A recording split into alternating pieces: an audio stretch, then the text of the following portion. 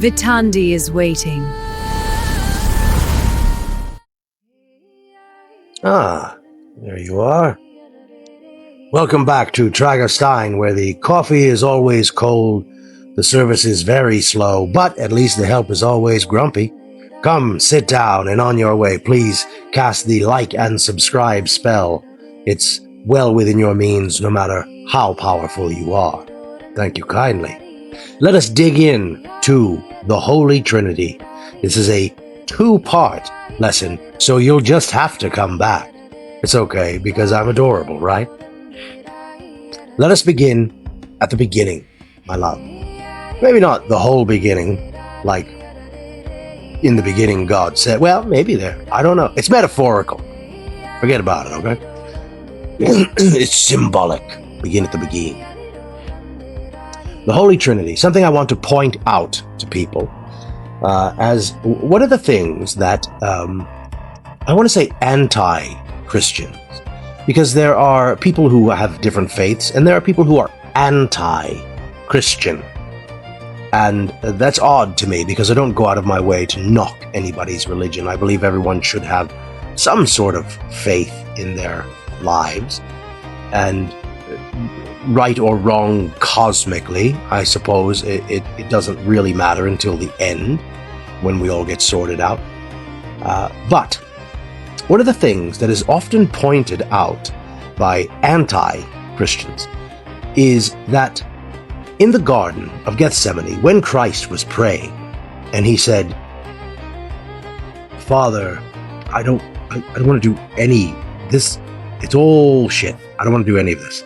This is terrible. I'm paraphrasing, of course.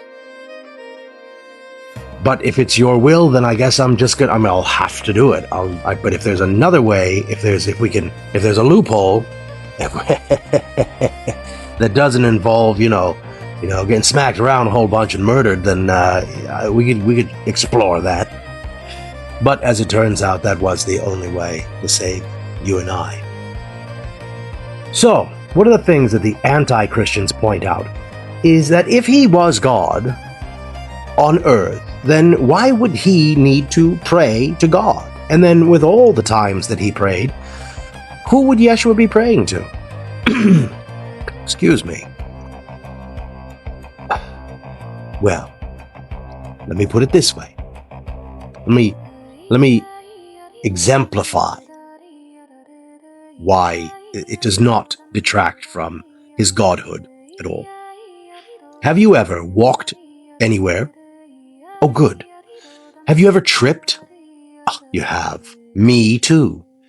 And you look down at the thing, or even at your own foot, because for some reason sometimes you just trip on nothing is there, and you go, oh, you klutz. Or you might see something and you go, well, who put that there? Or you might go, oh, these kids, or whatever thing comes out of your mouth. Who are you talking to? Who are you talking to? You're talking to you, of course. Are you talking to someone external? Is there an imaginary friend there? Is there a real friend there? Is there a real friend that we can't see? Is it a spirit you're talking to? No, you're talking to you. You exist in a trinity, and in the next part, we will talk about why you are the Holy Trinity.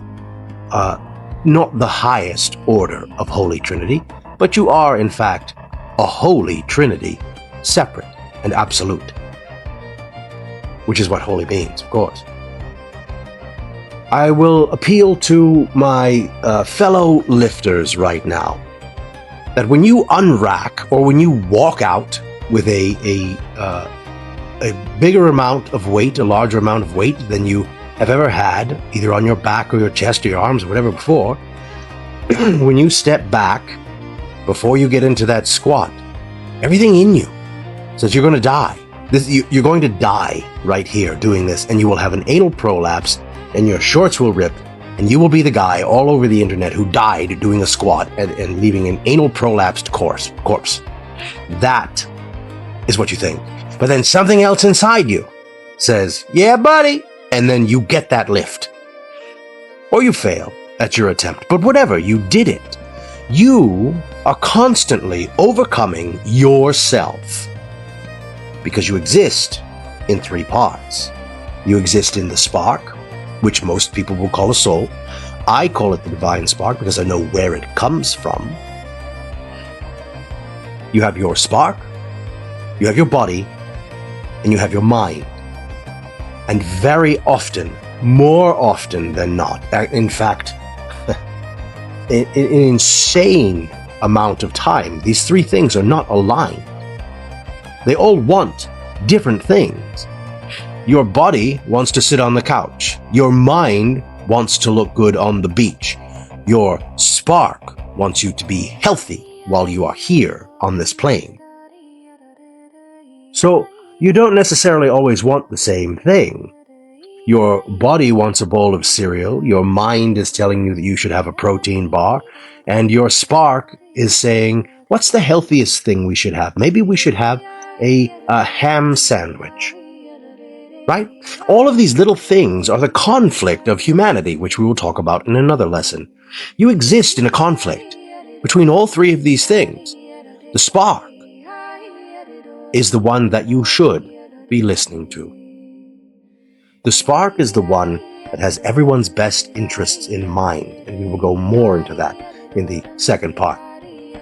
The spark is the one, that tells you to pull over when you see somebody on the side of the road, even if you know nothing about cars. Maybe their phone doesn't work, or maybe it's dead, or maybe they just need a jump, or maybe they can use a ride to the gas station. There are a million things that the spark tells you. Pull over, see if they need help. Maybe they'll say no. Most likely they'll say no, I'm fine. But the spark tells you to do good. It tells you to reach out to your fellow man and woman, of course. It tells you that there's something more. The spark is the one that says, I should go to church. The spark is the one that says, I haven't read my Bible in a long time, or my Quran, or my Torah, or whatever your faith might be. Your spark is the one that says, I haven't been to temple. I should connect. And the reason that it needs to connect is because it needs to go home. It needs to ET phone home. Divine spark. DS phone home. That's what it needs. That's why you're here. That's why you're here right now, because your spark is crying out to you, telling you that you are different and that you need something more. Your mind is telling you that you should be watching something more entertaining. Your mind is telling you that it's not stimulating enough to look at this weirdo in a mask. Your mind is telling you that you have to do your taxes. You have a million other things that you have to do. Your mind is saying, there's no AI footage in this. This is just an actual person. This is boring. Your mind is saying, I wonder what else is on. Your body is saying, man, I could use a nap. I'd love to sit down for a while. Your body does not ache to go work out. Otherwise, we would all be doing it all the time. There is a conflict because you are a trinity. You are not unlike the Father, Atum, the great mind and creator, the developer of everything, and the body, Yeshua, the physical flesh, and the Holy Spirit, as you may know it, whom I know to be Ptah. These three things exist, but they exist differently, even though they are one inside of you. Do you see now? Do you see that you are a Trinity? When people talk about the Holy Trinity, I don't understand the Holy Trinity. How can one being be three types of things? Look at you. Beg your pardon. Look at you. You are a Trinity. You have these thoughts inside yourselves. Think of the things, think of the times, and I will have to paraphrase a comedian here. But think of the times you have made yourself laugh. That means that a part of you was making the joke.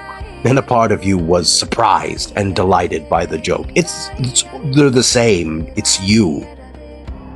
So I do not see a contradiction in the Garden of Gethsemane with Christ talking things through. You do the same thing on your way to a job interview. You say, oh, don't blow it. Remember, don't use this word. Remember to use your best English. Is my tie okay? And you're talking to no one but yourself because you are conflicted in yourself and you are trying to align yourself.